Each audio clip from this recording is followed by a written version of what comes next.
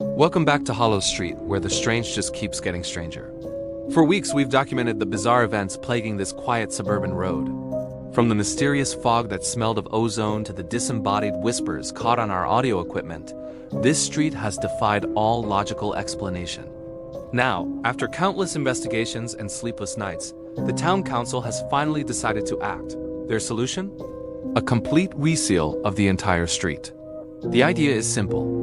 Lay down a thick, impenetrable layer of specialized, fast-curing concrete and put an end to whatever is causing these disturbances. Today, we're on site to witness what everyone hopes will be the final chapter in the Hollow Street saga, the last repairs.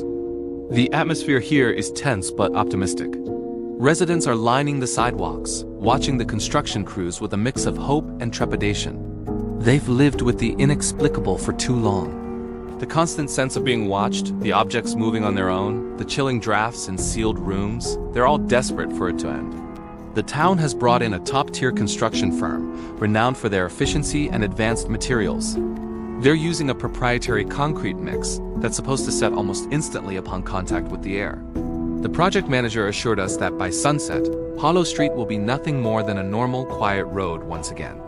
But as we've learned time and time again out here, nothing on Hollow Street is ever normal. The first few trucks are arriving, huge mixers churning the gray slurry that promises to seal away the street's secrets. The crew is a well-oiled machine, sectioning off the road, preparing the surface, and getting ready for the pour. There's a tangible sense of purpose in the air. This isn't just a road repair. It's an exorcism. The lead foreman, a man named Dave who looks like he's wrestled concrete his entire life, is coordinating everything with practiced ease. He says he's never seen a job quite like this one, with so much riding on a simple layer of pavement. He's heard the stories, of course, everyone has. He doesn't believe in ghosts, but he admits there's an undeniable heaviness to this place. He just wants to get the job done and move on. We all do. The pour is beginning at the far end of the street, near the old oak tree where many of the initial phenomena were reported. The chute opens and the thick gray concrete flows onto the asphalt. It spreads out, a slow-moving tide meant to entomb the weirdness.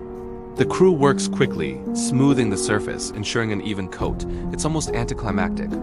For a moment, it looks like any other construction project. The sun is high in the sky. The sounds are of machinery and shouted instructions. Maybe, just maybe, this will work. Maybe the answer was this simple all along. The concrete is supposed to set within minutes, creating a rock-solid barrier. We're watching the first section closely, waiting for it to harden. And that's when it happens. Right in the middle of the freshly poured section, something is wrong. The surface isn't smooth, it's rippling. At first, it's subtle, like a heat haze shimmering over the asphalt, but then it becomes more defined. A bulge appears in the wet concrete, rising up as if something is pushing from beneath. The crew stops, staring in disbelief. The foreman, Dave, is yelling, but his words are lost in a collective gasp from the onlookers. The bulge grows, stretching the semi-liquid concrete. It's not just a single bump. It's a long serpentine shape moving just below the surface.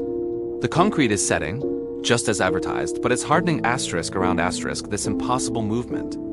The shape is becoming clearer now.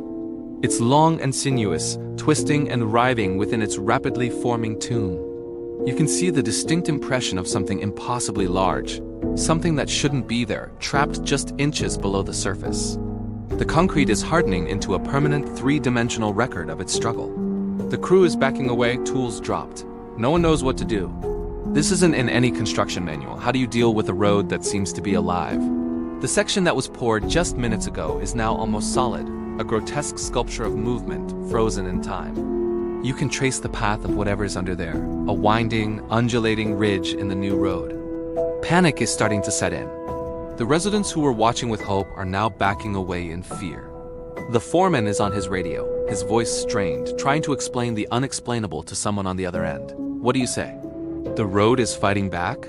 There's something moving in the concrete? It sounds insane, but we're all seeing it. Our cameras are rolling, capturing every impossible detail.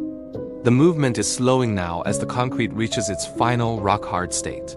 But it doesn't stop completely. Even now, you can see a faint, slow pulsing along the raised ridge, a final, defiant tremor from whatever lies beneath. The first section of the last repair is a failure, but it's more than that, it's a warning. The rest of the street remains untouched, the mixers now silent, their purpose defeated. What do they do now? They can't continue the pour. Who knows what would happen? They can't break up the newly set concrete either. It's designed to be virtually indestructible, and what would they find if they could? What is it that's been trapped, or perhaps just revealed? The etheric energy readings we're getting are off the charts, spiking in a way we've never seen before.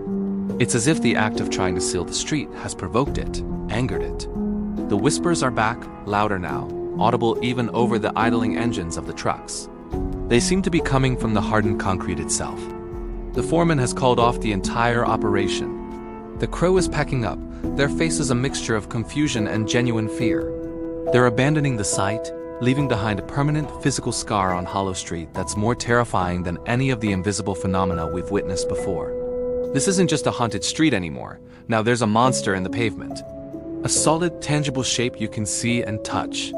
As the sun begins to set, casting long shadows across the scene, a new kind of dread settles over this place. The attempt to bury the secret of Hollow Street has failed. Instead, it has given it a body. We're left here with the residents staring at this monument to the unknown. The problem wasn't solved.